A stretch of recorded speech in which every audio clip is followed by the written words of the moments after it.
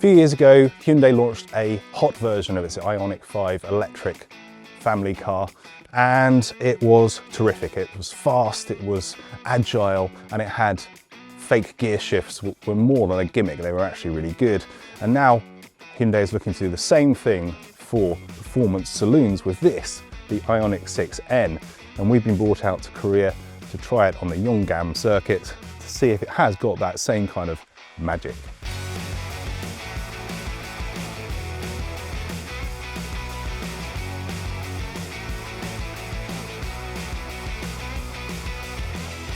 One of the stars of this year's Goodwood Festival of Speed, the Ioniq 6N's performance specs read as more supercar than hot hatch.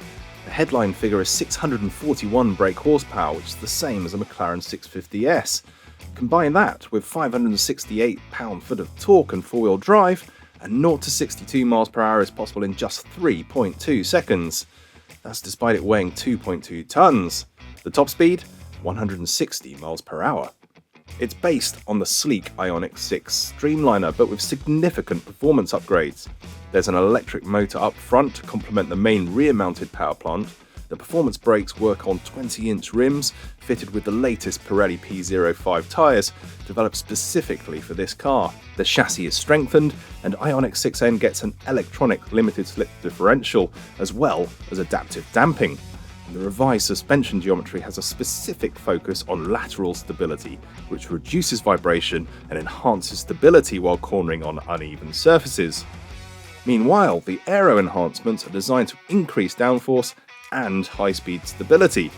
These turn the slightly divisive-looking Ioniq 6 into a truly excellent-looking machine.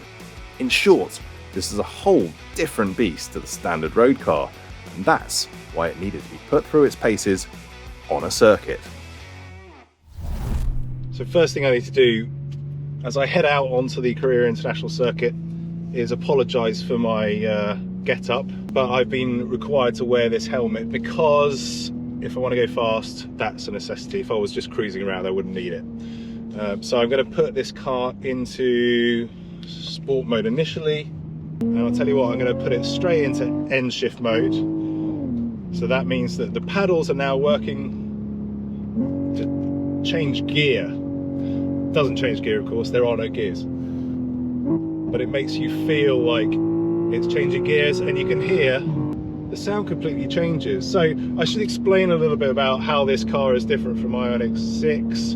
What they've tried to do is just reduce the roll center, so it's still got the same ground clearance as the Ioniq 5, I think. It's got the wing at the back.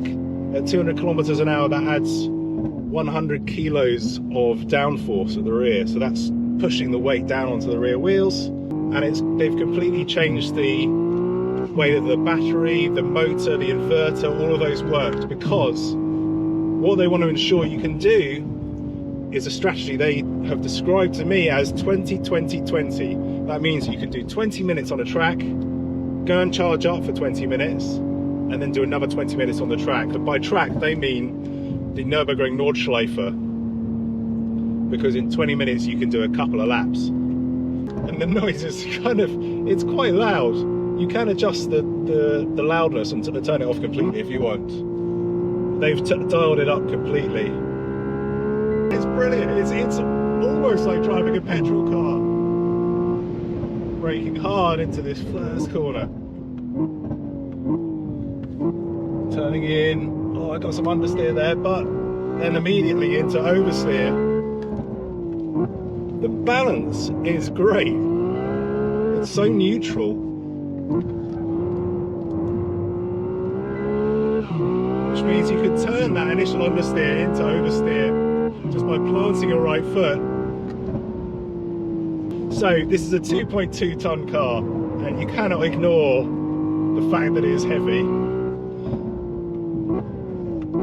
Try and just plant it out of here. And the noises, there's some kind of it's not a transmission whine or anything like that. It's a sort of, it feels like there's some kind of squirting of some kind of liquid coolant into the battery behind me, because the cooling that's needed to keep this car optimum performance lap after lap is unique for Ioniq 6N. Do you know, if you're into track days and things like that, someone was asking me earlier, why would you bring an electric car to a track day? I think the point is that Hyundai wants people to do that. They want to realise that you can use an electric car for a track day. Why not? This is the car to do it. It feels so planted, so grippy. But then you've got that lower roll centre. Fake rev limiter there.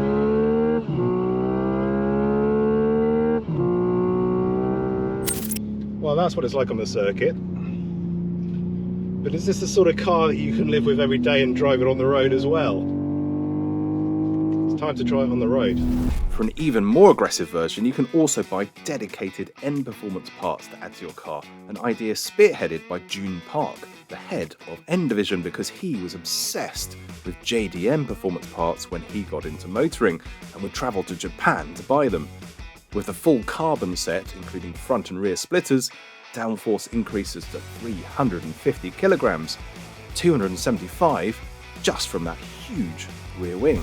The interior it's more confusing than Lando Norris's F1 cockpit. I mean, I've got drive mode buttons, NGB, which is N-Grind Boost, which gives you 10 seconds of full beans. You've got two N buttons, one to switch it onto a custom sort of track focused setting with traction control, things like that off ESC. And then, yeah, just put it in drive modes. You've got standard drive modes, are eco, normal and sports. And then you've got the N shift. So you can shift gears with the paddles. Switch that off, the paddles work as regens. There's a lot going on top of all the standard buttons you get for the volume control, cruise control, all that stuff. In addition, there are comforts like heated seat, cooled seat, heated steering wheel. One thing I don't like so much, the window controls are in the center console, so you're constantly looking over here.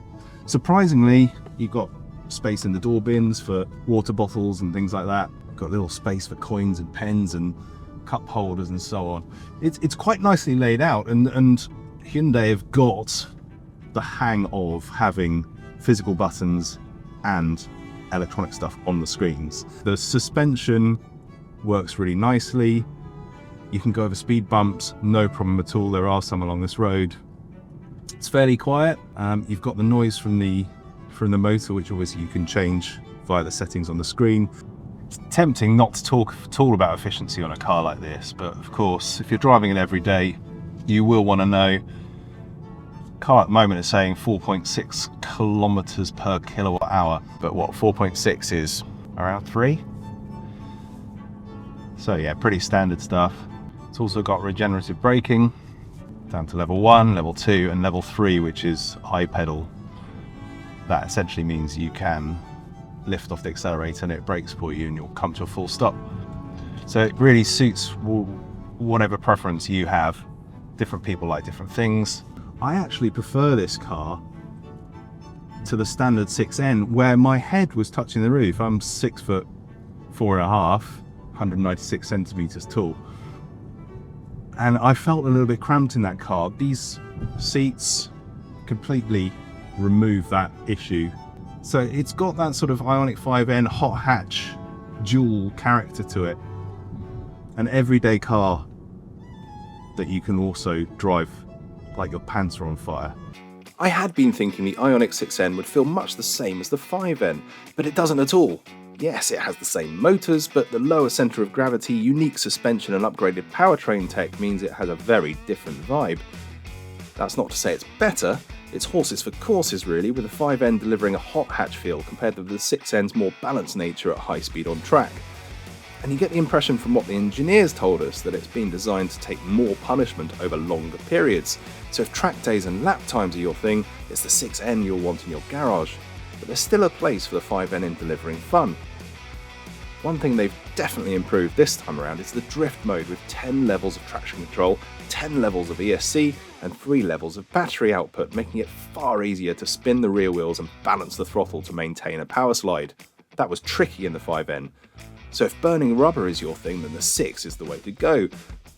And it's worth saying again, this is still a car that can be used every day on the road, with an official range of 303 miles between charges and 350 kilowatt charging, which means 10 to 80% in as little as 18 minutes.